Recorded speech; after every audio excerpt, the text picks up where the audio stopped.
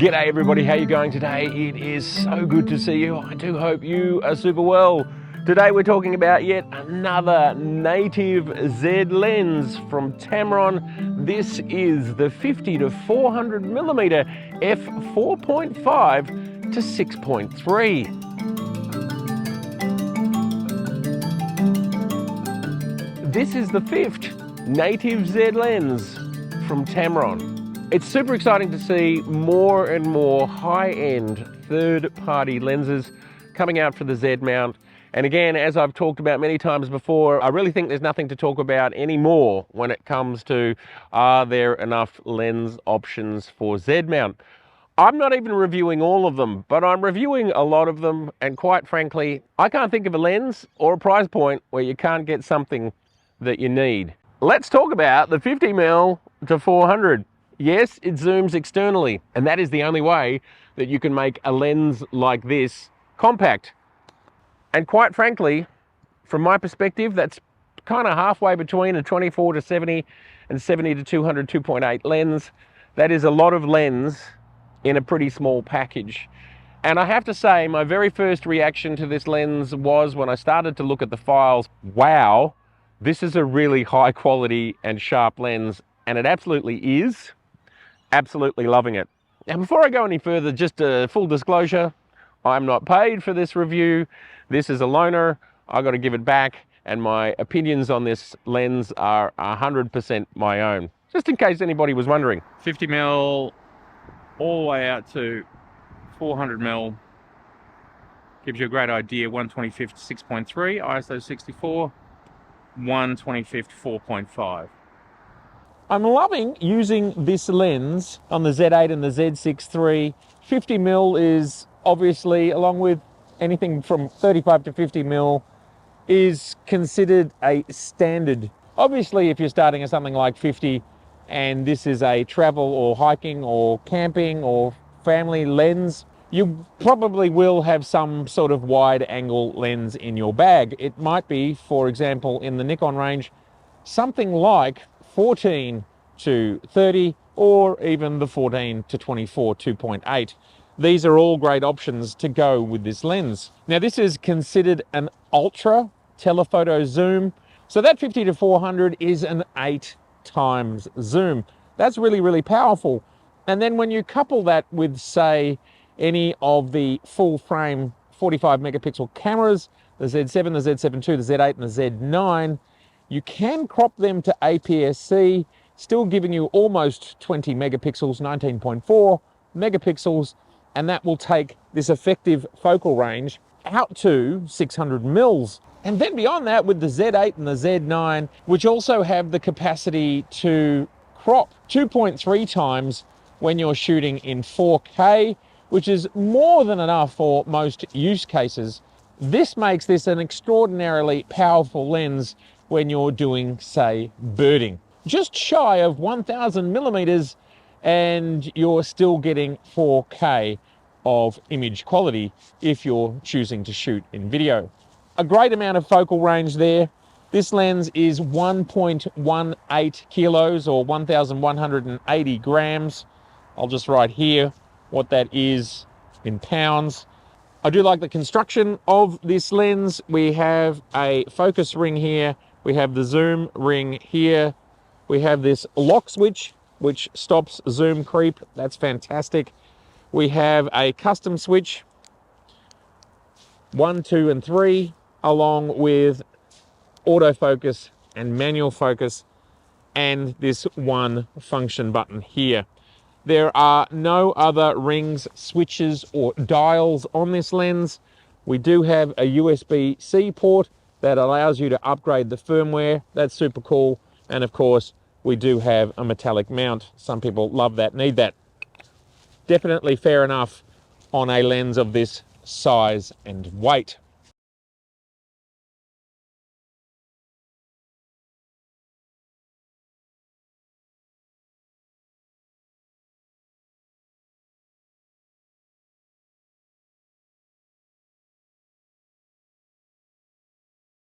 Thing to think about with this lens is that it is a 6.3 at 400 mil, and probably the closest competition to this lens is the 28-400 that came out earlier this year from Nikon, but it's an f8 at 400.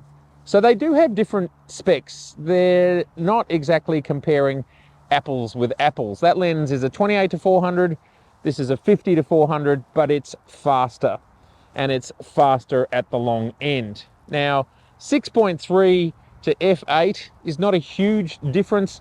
It is just 2/3 of a stop, but that might really help the photographer who's shooting at 1/1000th of a second and they want to get up to near 1/2000th of a second and not have much difference in the light gathering. And that may well be the difference between having an f8 and an f6.3. As I said, that's not quite a full stop, but it's going to give you most of what you need there. It's interesting that both of these lenses exist and that they've come out at the same time. They're at very similar prices, but I do actually think that they have different use cases. I also think on paper, and I don't have the 28-400 to compare it with, but this lens is a 24 element lens. It's a very high quality lens. Very different to the lens I recently reviewed from Tamron, which was the 28-300, which was a very compact and very light lens and more affordable lens. This is more at the higher end spectrum of Tamron's range, is the sense that I get from this lens. And not that it's an f2 to 2.8, but I think it's more in keeping at the higher end of their series of lenses, like that 35-150, which is a really great lens. This is a really good option for someone who wants to get that sort of reach. And of course, Nikon also has their 100-400, which is another option again above this. So really this gives you lots of different choices. And perhaps one day I'll be able to get all of those three lenses together, the 28-400, this 50-400, and the 100-400, and we can test them all out. We'll see how we go with that. I've been very impressed by the images that have come out of this lens. I've been very impressed by the speed of focus. I've been very impressed by the stabilization. Of course, the lens as a whole is weather and dust resistant, which is important. And of course, it also comes with a metal mount, which we would expect a lens of this size and weight would. All right, everybody, well, you've seen some images, you've seen some video. I really like this lens. I rate this lens. I think it comes in at a good price point. It all depends on your mix of lenses and what you're doing. Obviously, this is a little bit of an all-rounder, and it can be used for sports and wildlife with the aperture at 6.3 at 400 mil. Some people will have to push up their ISOs depending on how fast their subjects are. So that's just something that you have to think about. But everybody has to think about that if they're starting to push into that sort of space. Obviously, when the sun is shining, no problem. You can get anything shot with a lens like this. But I was shooting the kids' sports with this lens, and I even found in the morning sun at about 10 a.m, and it was sunny like it is now, I almost had to start to think about raising from base ISO, from 64 ISO. So that's the only thing that you need to think about when you're buying long lenses. What are you wanting to use them for? If you're using them for action, then just be aware that your ISOs need to go up. Obviously, most cameras today have dual ISO, so base ISO is fine. And in the case of a Z8, it's 64, and then you can jump to 500 or 640 ISO. All right, everybody, well, there is the gorgeous Tamron 50-400 f 4.5 to 6.3. I like this lens. I think it's very well made, very high quality, optically great, stabilization's awesome. Tamron make high quality glass. My favorite lens of all time of theirs still so far is, for my personal use case, the 35-150 f2. What? f2 to 2.8. Cracker of a lens. Tamron are showing us they've got the business, and optically this is a fantastic lens. You just have to work out where it fits in your world. Does it fit in a place that other lenses don't?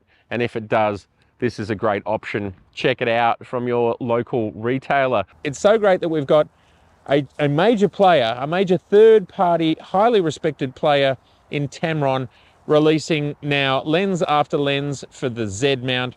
I think we've now got a total of 5 of Tamron's great versatile zoom lenses for native Z. along with all the lenses that we have with the Z mount. We have choice, and at the end of the day, that's what this is about. Tamron's making this choice, Nikon is making this choice, and together they are giving us choices of focal length, apertures, and pricing. And that's only good for us at the end of the day. I'd love to know your thoughts about the 50 to 400 f 4.5 to 6.3 full frame super ultra zoom 4Z mount. Is this a lens that you might be interested in? And I can say that it works absolutely superbly on the Z8.